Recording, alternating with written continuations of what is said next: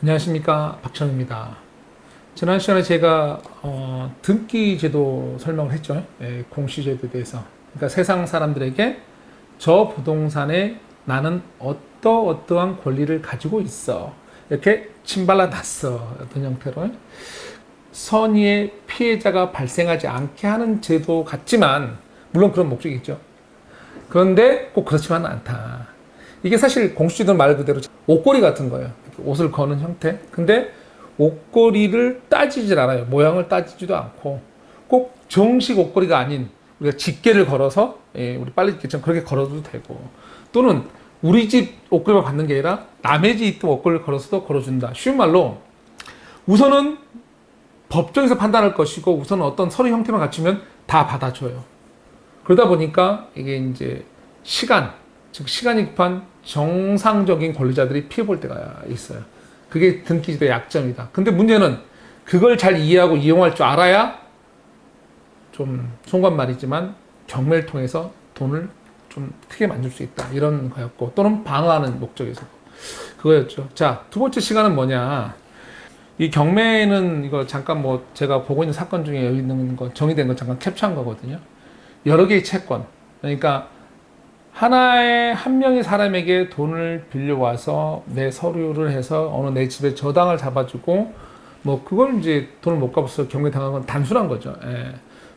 지난번에도 말씀드렸지만, 단순하면 당연히 돈이 안 되죠. 경쟁이 쉽기 때문에. 뻔히 가치평가 하나만 잘했냐 못했냐 따지니까. 그래서 어떻게 쓰냐 운빨이죠. 근데 정말 돈이 된다는 거는 조금이라도 어렵던지 약간 하자가 있던지, 네, 그렇게 어렵게 접근은 아니다, 정상적으로 보면 되거든요. 상식적으로 이해하면 어렵지 않은데 법적 문구만 보면 어려워요. 그래서 이제 이해하는 거고, 하여간에 저렇게 여러 개 채권이 있는데 저것도 너무도 정상적이다.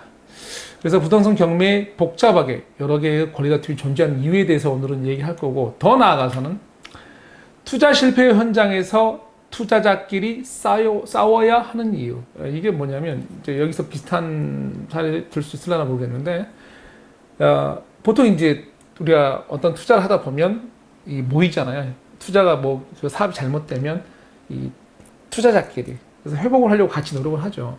그런데 부동산의 경우에 돌발적, 우리 한 A, B, C 세 명만 있는 줄 알았는데 같이 일을 해서 노력을 하다 보니 돌출되게 갑자기 D, F, E, F 이렇게 한 다른 권리자들이 나온다 이거죠. 전혀 예상을 못했었는데, 우리 안 하는 투자 계약서 쓴 사람이 아닌데. 근데 어떤 형태로 법에 들어오는 경우가 있어요. 그게 무언지. 그러다 보면 나중엔 돈이 부족해요. 채권 돈, 남은 돈이 부족한 거죠. 남은 돈이. 그러다 보면 투자자끼리 싸우게 되죠. 또 그러기 위해서는 내가 뭘 준비되고 방어를 해야 되는지. 그래서 좀 저런 경우를 좀 알 필요가 있어서, 제가 항상 하는 말이지만 경매는 정말 많은 공부가 되는 지침서예요. 자, 우선은 하나씩 볼게요. 우선 그 원천 이유를 따져봐야 되니까. 토지의 사용, 즉 우리 토지의 사용, 모든 부동산에서 원천적이죠. 모든 상가든 공장이 뭐든 간에 원천적인데, 보통 토지 사용할 때 가장 원천적인 방법은 농사죠. 농사고, 그 다음에는 나대지로 사용한다면 주차장 같은 거, 그냥 차 세우면 되잖아요. 주차장 구해야 되나? 그 다음에 근데 제일 중요하게 되는 거는 이제 건축이죠. 보통 우리가 이 건축을 통해서 우리는 부동산 가치 극대화, 도시를 만들면 더 크게 만드는 거지만 집을, 공장을, 상가를, 그래서 그걸 극대화 시키죠. 근데 즉 우리가 항상 부동산을 얘기할 때 여러 가지 다양한 형태가 있지만, 저것 때문에 사실은 우리가 다양한 권리관계, 계약관계 나오는 거거든요. 좀 볼까요? 자, 우선은 이제 이런 집이 있죠. 근데 저런 집 하나 지으려면 사실 단순히 우리가 핸드폰 하나 갖고도 계약 많이 하시죠. 근데 저 집 하나 지으려면 다양한 계약관계가 발생을 합니다. 볼까요? 자, 우선은 토지 대여. 이게 무슨 말이냐면, 가끔 있는 일인데 우리는 특이 케이스만 보려고 하는 거기 때문에. 자, 땅 주인이 꼭 그 위에 집을 지어야 되나요? 공장을? 가끔은 이제 친인척 관계라든가 특수관계에 의해서, 또는 시골이라 내가 안 가니까 땅을 놀릴 수 없어서 돈을 준다니까, 여러 가지에 의해서 건물이 다른 사람에 의해서 지어진 경우가 있습니다. 물론 그거는 이제 토지 소유주의 동의를 받아야 되겠죠. 그럼 어쨌든 간에 이거는 계약이 하나 발생을 합니다. 토지 사용에 대해서 나는 돈 얼마를 낼게. 이런 식으로. 그 다음에 이제 하나씩 볼게요. 건축 설계. 우리나라가 어떤 이제 그 토지별로 보면 다 계급이 있죠. 너는 상업지야? 난 준주거야? 난 주거 1종이야? 주거 2종이야. 거기에 맞게 설계를 하고 맞춰야 되는 거죠. 뭐 높이도 있고 또 어떤 지역이다. 그런 걸 일반인이 하기에는 쉽지 않죠. 그래서 누가 하죠? 우리 건축사 선생님들. 설계. 그래서 그분하고 우리도 이거 하려면 설계 계약 맺어야 되죠. 그래서 하나의 계약이 발생을 해요. 자, 건축 허가. 이 건축 허가도 마찬가지인 게 뭐냐면 우리가 이제 가끔 이제 분양을 하려고 이런 집 장사나 하죠. 이런 거 하는 분들 중에 보면 보통 이제 시행 사업을 하는 건데 보통 이 허가 문제 때문에 미리 허가를 받는 경우가 있습니다. 토지 그 매입하면서 계약금만 치르고 토지주와 상의를 해서 우리가 허가를 받아야 됩니다 하고 허가 조건이 아니면 계약이 혹시 몰라서 우리는 잔금을 치를 수 없어요. 그래서 잔금 엮기 전에 미리 허가를 받는데 이럴 때도 아까 처음에 토지 대여처럼 토지주가 다르죠. 토지주 건축 허가 낸 사람 또 이 허가는 이 하나의 권리예요. 또 다른데 이것도 별도의 허가권이거든요. 누구 이름으로. 그래서 이제 하나의 다른 계약 형태가 되고요. 이제 또 다른 거 뭐냐면 이제 공사를 맡길 때 우리가 이제 조그만 뭐 헛간 하나, 창고 하나 짓는 건 모르겠는데 이게 사람이 사는 집이라든가 아니면 뭐 사람이 대형으로 근무하는 빌딩 이런 거 하다 보면 거기에 전문 자격을 지닌 그런 건설사를 이제 선정하게 됩니다. 거기도 이제 그럼 건설 계약을 맺겠죠. 이렇게 이런 계약들이 나와요. 근데 이제 하나 궁금한 건 금방 제가 말한 뭐 설계, 공사, 허가 이런 거 보면 저런 것들이 우리가 기존 전 시간에 배웠던 등기제도 우리 등기 때문에 나오죠. 등기부 등본 거기에 저런 게 나오나요?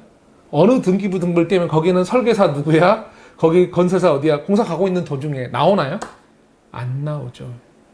즉 사업이 가다가 특히 이제 지방에 저런 경우가 많죠. 뭔가 가다 서 있는 건물들. 가서 봤더니 분명히 등기는 안 나와요. 거기에는. 분명히 건설사 다를 거고 설계사무소 돈 받는 내용 알 수가 없죠. 우리가 그 당시에는. 허가권자도 따로 알아봐야 돼요. 그런 권리들이에요. 그나마 이제 그 다음에 또 플레이어 누가 있냐면 이제 금융. 이제 은행에서 돈을 빌려서 뭘 지을 때 당연히 은행도 하나의 플레이어고 거기에 뭔가 설정을 하겠죠. 내가 어떤 지상의 질 권리 설정을 하든지 저당을 설정을 하든지. 그래서 은행도 있고. 근데 이런 경우에 이제 마지막에 누구냐면 이런 경우에 개인 사채. 그러니까 어떻게 보면 개인 투자자. 아까 제가 말했던 개인 투자자들이 누가 설명을 할 때 나 이거 지어서 분양 또는 다 된 다음에 담보대출을 받아서 너한테 돈을 갚을게. 그러면 이제 투자자 A, B, C가 따로 만났다 하더라도 보니까 토지에 은행에서 모 은행에서 대출 한 1억밖에 없네. 그러니까 자기들 판단에 뭐 돈 어떻게든 받을 수 있을 것 같아. 이자 많이 준다니까 나중에 회복하는데. 근데 나중에 이제 이분들이 돈 빌려준 다음에 중간에 어떻게 좀 꼬였을 때 하는 얘기죠. 꼬였을 때 그래도 우리가 담보 가치는 잘 판단을 해서 돈을 다 돌려받을 수 있겠지라고 생각을 하는데 갑자기 저런 게 튀어나오는 거죠. 등기 없던 것들. 설계, 공사, 건축 허가. 이런 것들이 딴 거 해서 이제 바로는 못 들어오고요. 법원 갔다가 들어올 수 있어요. 어떤 경우는 이제 눌러 앉기도 하죠. 그건 다음 시간에 제가 얘기할 거고. 자, 그래서 부동산에는 도출 권리가 튀어나와요. 저렇게 이제 개발, 뭐 때문에? 건축 때문에 튀어나와요. 건축 때문에. 이 건축, 그리고 이 건축에서는 많은 다양한 계약관계가 성립을 하고. 그래서 바로는 못 들어가죠. 근데 뭐, 거쳐 설계사무소도 나 돈 받을 거 있어. 증명해야 되니까. 판사님! 저기 돈 못 받았어요. 얼마. 무슨 금액이라도 선정해야 되잖아요. 또는 미리 판결 받기 전에도 우선 계약관계 있으니까. 판사님, 우선은 걸어주세요. 제가 딴 데 뭐 할 수 있으니까 저 먼저 걸어주세요. 먼저. 그래서 압류인데 가짜를 붙여서 먼저 가. 빨리. 이런 식이고요. 그래서 건축 때문에 사실 모든 다양한 형태의 싸움. 건축 때문이고. 건축에 개발하는. 그래서 저걸 이해를 먼저 해야 돼요. 그래야 나중에 이제 어려운 권리들이 쉽게 풀려요. 자, 그래서 다수 권리가 존재하고 다수는 채권이 경쟁합니다. 그래서 그러기 때문에 이제 법원 경매가 있는 거죠. 저것 때문에. 다양한 권리가 발생하는 이유는, 주된 이유는 이제 건축이 대부분이고요. 그 다음에 이제 이 공시제도를 이용해서 옷걸이 다 걸어놔라. 그 다음에 그 판단은 누가 하신다? 법원이. 이게 법원이 않고 만약 개인끼리 하라 그러면 거의 뭐 양육강식 아닐까요?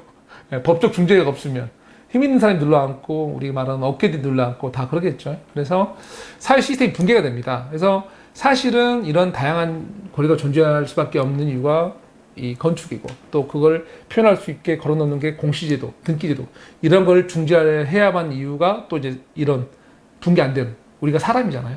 그래서 법원이 존재하는 거고 그래서 법원이 이런 경매를 주관하는 겁니다. 그래서 이거를 좀 이해하시면 될 것 같고요. 그래서 이 주기 정도 끝내고 다음 시간에는 이제 뭐 할 거냐면 다른 사람 소유 토지에서 권리를 인정받는 정당한 사람들 당연히 이제 유치권이라고 주장하는 사람들인데 이게 사실은 너무도 상식적이고 너무 어떨 때는 권장해야 하는 행위예요. 뭐 불법인데 권장 그렇지 않아요.